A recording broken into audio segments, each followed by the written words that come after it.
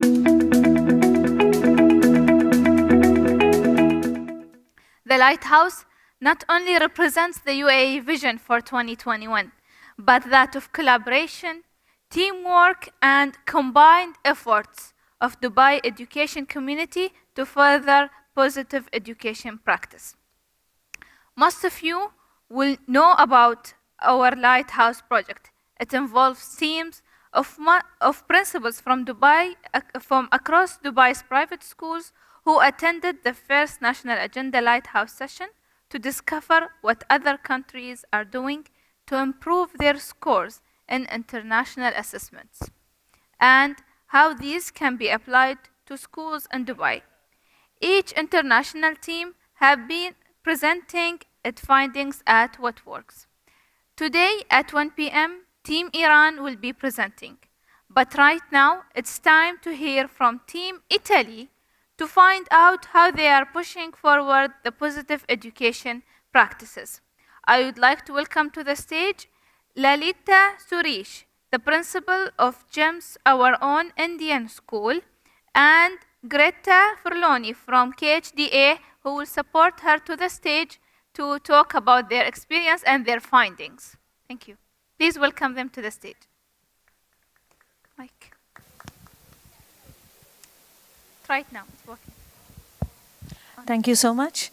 I'm Lalita Suresh, principal of GEMS, our own Indian school, and my help from Greta from KHDA as well. All of you might be wondering, what is this Lighthouse project? I was wondering as well when I first went to attend Dr. Abdullah Karam's meeting at KHDA, where they had invited all principals.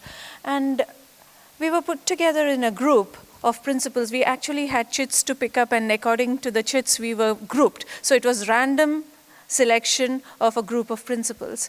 And we were asked to research on Italy's education system and how they were working towards improving their PISA scores and benchmarking assessments.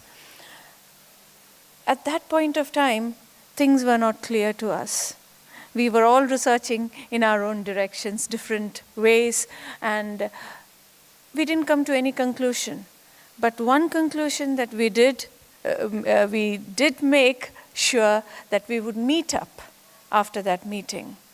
And thanks to the principal of the headmaster of Repton School, Mr. Jonathan Hughes, he really pushed it forward and ensured that we all met up. We met up 3 times. And what this Lighthouse project did, just like a lighthouse, spreading light, it brought us educationists, a group of diverse, with one common goal, diverse personalities, one common goal, diverse backgrounds. The differences in our schools were massive. But it brought us together with the love for children and for them to improve their PISA ratings, the improvement in schools. And that kept us going. And finally, we have this presentation over here, which is of course a contribution. To be honest, I cannot say one slide belongs to me. I'm only presenting this. Maximum contribution has come from Nadine Richards from Al Marifa and Alison Turner from King's School. Okay, so these two have been the major contributors, but we have been sitting through the sessions, listening to them and taking it whatever we can. So here we are going to present the Lighthouse project from Italy. I'll hand over to Greta. I just want to add something about the Lighthouse project in general. As KHDA for us was a great opportunity. I was the lighthouse keeper of the Italian team, and I received lots of support throughout the year from each and every school, and I had the chance to develop a nice network where I can really easily find what works in each school. So I think it helped a lot to know each other better. And I hope in the future this will be extending to more and more schools. So I'm going to give you a brief introduction and an overview of what's particular in the Italian school system, something that I don't think at the moment is available in Dubai, and we might discuss later if it's something that is applicable or not applicable. Something I find quite interesting happens in the primary. Parents can choose if they want to enroll their kids in schools where they have a short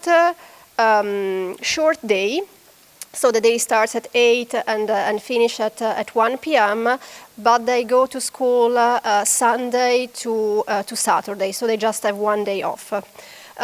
Otherwise, they can choose for a longer day, but they just go 5 days a week.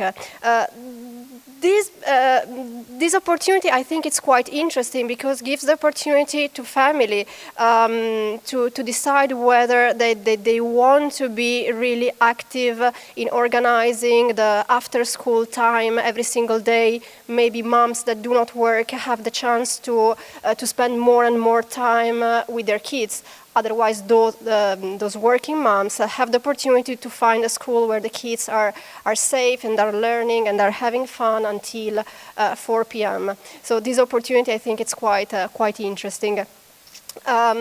We have a very long break during the summer that usually runs from the beginning of June until the beginning of September. Of course, kids get some work to do, they get books to read, they get proper homework, but it's a completely break from sitting in a classroom and learning, which could be a good or a bad point, depending on what you're looking at. What is interesting is that most of the kids really reach the basic academic skills by 9th grade.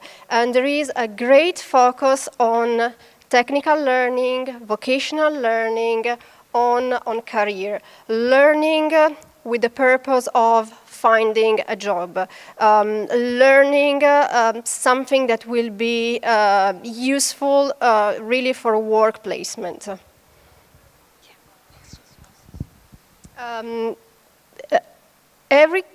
All students can really decide a clear pathway when they enter high school, or they can choose vocational training or technical training. So if they have already a clear idea of the job they would like to do, they can follow a curriculum where they mainly study languages, or where they study engineering, or where they study media.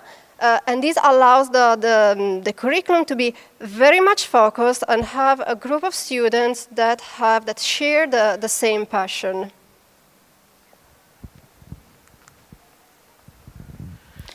There's a lot of stress after grade 9 on CTE, Career Technical Education. Okay, now this is a little different from vocational education, which Greta will later explain to you.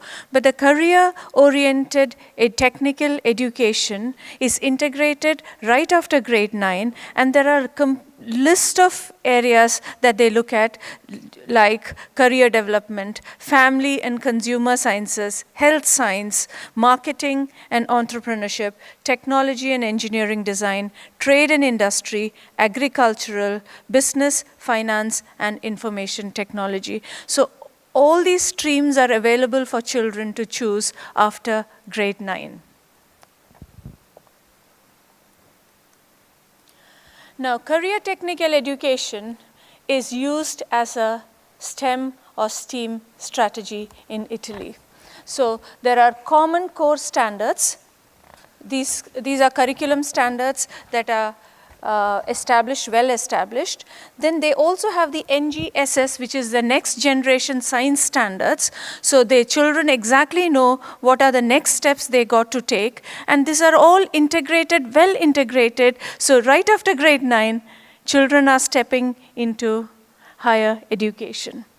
Then STEM and STEAM, science, technology, engineering, art, and applied math are well integrated. The 3 R's, the rigor, relevancy, and reflection, are maintained throughout the curriculum, whichever stream option they choose. There's critical thinking and problem solving are an integral part of their curriculum. Then innovation and creativity are again an integral part. Literacy, cross-disciplinary knowledge, business education partnership. Now, business education partnership, we are going to be dealing with it a little more in detail because it's the industry that are linked with educational institutions. So it becomes more practical for children to learn what they are learning and why they are learning. Then there are stackable credentials, and of course, they prepare the high school children for career and college readiness. So the employability skills of the children are looked into. So are our children ready for the market? So the links between the industry and high school are very, very evident. Now, because of CTE, education is very, very hands-on. You can imagine it. STEAM, industry, partnerships, all this makes education absolutely hands-on. It's kinesthetic, it's project-based learning. I just now heard the gentleman who spoke before me, he talked, Mr. Graham. He said, if you want your children to succeed, there should be 2 things. One is problem solving, and another is give an experience to lead, okay? Give an experience to lead. So problem solving, ultimately, all project managers need to know problem solving and the ability to lead. And therefore, you can actually lead in any project. It need not be a science, technology, it can be any project. So here you have kinesthetic project-based learning over there, the mind's on, use of technology, small learning cohorts, internships, that's where the industry comes in. So there are industries, and then student choices and student interests are taken into consideration. So there's a lot of choices. You saw the CTE circle, and in that you have about 8 or 9 streams, and in that there are further choices. So children have a lot of choices. There are certification programs, which is based on work-based learning. Then focus on work habits and self-motivation, self-direction, and also the academic, technical, and soft skills are focused upon in the curriculum itself.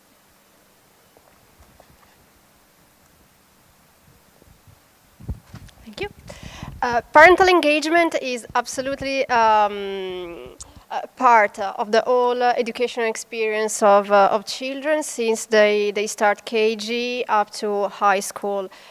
Parents are very often involved in meetings with teachers, with principals. They are highly encouraged to follow the growth of their children and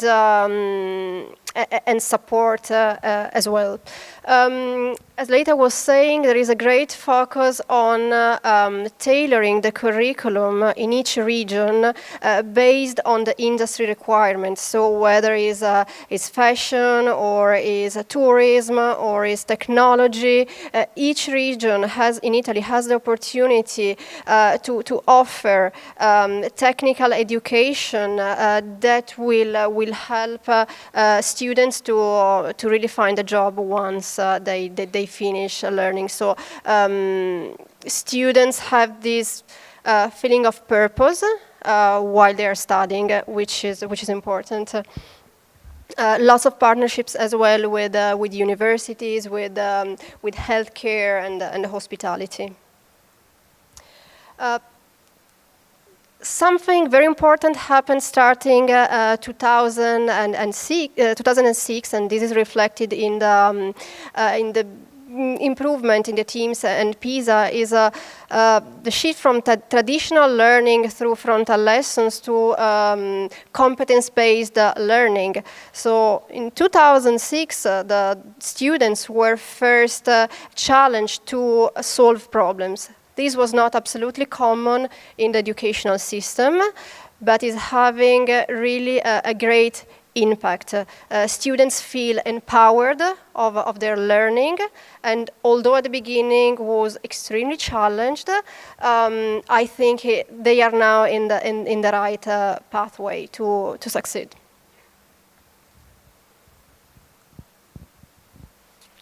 So I think Italy is really trying to provide students with the skills they need to be global citizens. Thank you. We've just put together some results, analysis of their findings from their PISA results. Italy is one of the countries that improved markedly in both mathematics and science performance, particularly between 2006 and 2009, not so much from 2009 to 2012. It's one of the fastest improving countries in mathematics, and it is the largest improvement in science performance between 2006 and 2012. Okay. In science, Italy's mean performance improved by 18 points between 2006 and 2012, with the most improvements occurring between 2006 and 2009. Between 2003 and 2012, the percentage of students in Italy who failed to reach the baseline level of proficiency in PISA declined by 7.3 points, while the percentage of top performers increased by 2.9 percentage points. Students in Italy perform particularly poorly when asked to formulate situations mathematically, but they are better at applying and evaluating mathematical outcomes. Students in Italy tend to do better when assessments cover their ability to interpret mathematical problems and situations which require students to apply and evaluate mathematical outcomes, and less well when the assessment covers their capacity to formulate situations mathematically. So they're unable to derive, but they're able to apply and evaluate mathematical questions.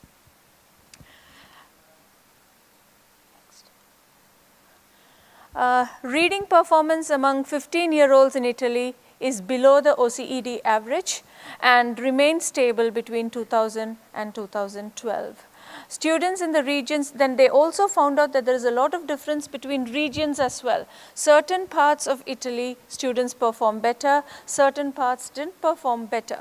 So students in the regions of Veneto, Trento, and Lombardia attained 521 score points in reading, well above the OECD average and better than the Italy's mean score.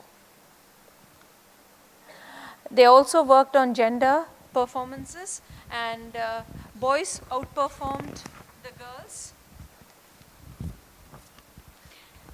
Sorry.